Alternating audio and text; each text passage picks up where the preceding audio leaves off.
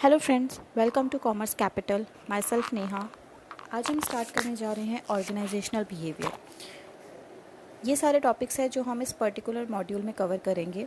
सबसे पहला हमारा interpersonal behaviour, group dynamics and leadership. We will see कि इंटरपर्सनल बिहेवियर क्या होता है, ट्रांजैक्शन एनालिसिस क्या होता है, जोहारी विंडो इससे किस तरीके से कनेक्टेड है, जोहारी विंडो के थ्रू हम किस तरीके से सेल्फ अवेयरनेस कर सकते हैं, what are the various ego states, transaction benefits and use of the TA.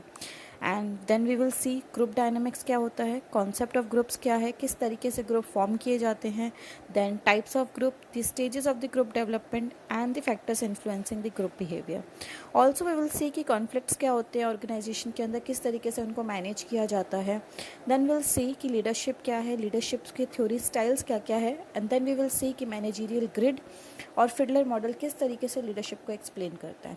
Then there will be a small topic related to trust and leadership, कि अगर एक लीडर है और अगर उसके एम्प्लॉयज़ है तो उनके बीच में किस तरीके का ट्रस्ट एंड रिलेशन होता है ताकि वो एक ठीक तरीके से ऑर्गेनाइजेशन में काम कर सकें। So will starting with the interpersonal behaviour today. Interpersonal behaviour, as the name suggest, interpersonal का मतलब हो गया कि आपका किसी और के साथ किस तरीके का रिलेशनशिप है। It is the behaviour of an action that are present in human relationships, the way in which people communicate. हम किस तरीके से लोगों के साथ कम्युनिकेट करते हैं, हम किस तरीके से अपने एम्प्लॉयज़ के साथ या फिर हम अपने सीनियर या जूनियर के साथ कम्युनिकेट करते हैं, वो हमारा कहीं ना कहीं इंटरपर्सनल बिहेवियर शो करता है। It may include the verbal communication as well as the non verbal queues.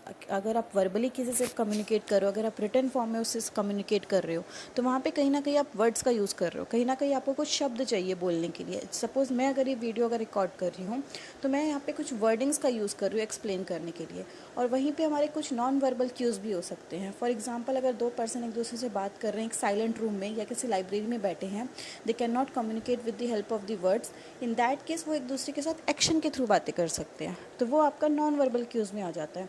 तो जब हम इंटरपर्सनल बिहेवियर की बात करते हैं तो हम दोनों चीज़ों को कंसिडर करते हैं।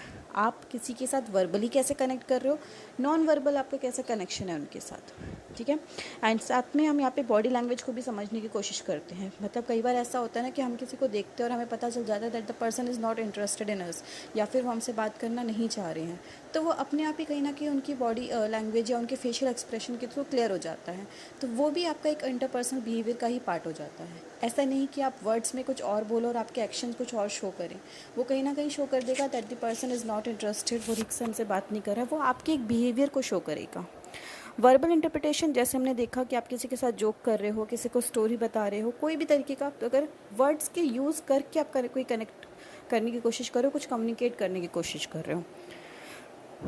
और नॉन वर्बल में आपका आ गया when you are communicating with the person without the use of any term और word. The study of the interpersonal behaviour is a social science. ये हमेशा हम सोशल साइंस की तरफ देखते हैं बिकॉज यहाँ पे हम ह्यूमन एलिमेंट को इंक्लूड कर रहे हैं। हम ह्यूमन की पर्सनालिटी को, उसके बिहेवियर को, उसके एटीट्यूड को अंडरस्टैंड करना चाह रहे हैं कि वो दूसरे के साथ किस तरीके से बिहेव करेगा। The way people interact with one another is all about the interpersonal behaviour. Now, there are some definition which I mentioned here below. Aggressive behavior is that type of interpersonal behavior in which a person stand up for their own rights. इसमें ये बताया हुआ है कि आपके interpersonal behaviour में किसी का बिहेवियर एग्रेसिव भी हो सकता है. Now, what is the meaning of aggressive behavior? This simply means that the person is very much aggressive in like pointing out the flaws in other person. ये भी हो सकता है. दूसरा ये भी हो सकता है कि वो अपनी बात को प्रूव करने के लिए कहीं ना कहीं वो बहुत ही ज़्यादा कोशिश कर रहे हैं अपनी बात को यहाँ पे प्रूव कर दे, और उसके लिए वो किसी से झगड़ा भी कर सकते हैं. झगड़ा एज इन कि वो वहाँ पे अपने पॉइंट को क्लियर करके ही रहेंगे किसी भी तरीके से.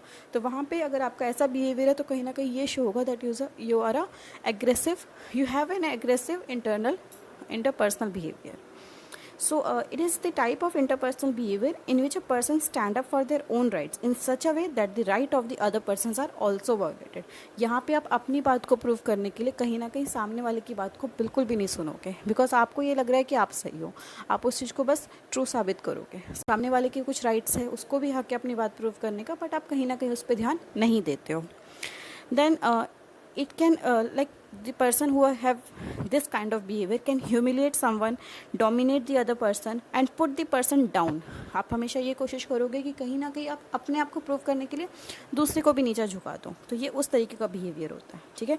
सो यहाँ पे हम हमेशा सामने वाले को अटैक करने की कोशिश कर रहे हैं, ठीक है. तो ये हॉस्टाइल नेचर होता है. इस बिहेवियर को कहीं ना कहीं हम अच्छा नहीं समझते हैं. When you are talking to someone, तो आप यही कोशिश करोगे कि सामने वाला भी आपसे ढंग से बात करे, बट यहाँ पे कहीं ना कहीं आपका एग्रेसिव नेचर बीच में आ जाता है.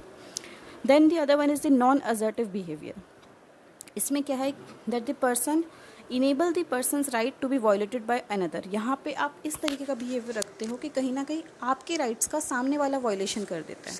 यू कैन अंडरस्टैंड कि सपोज मान लेते हैं कि यहाँ पे एक पर्सन ए है और दूसरा पर्सन बी है. Now A is a person जो कि काफ़ी एग्रेसिव नेचर का है, तो उसका बिहेवियर एग्रेसिव हो जाएगा.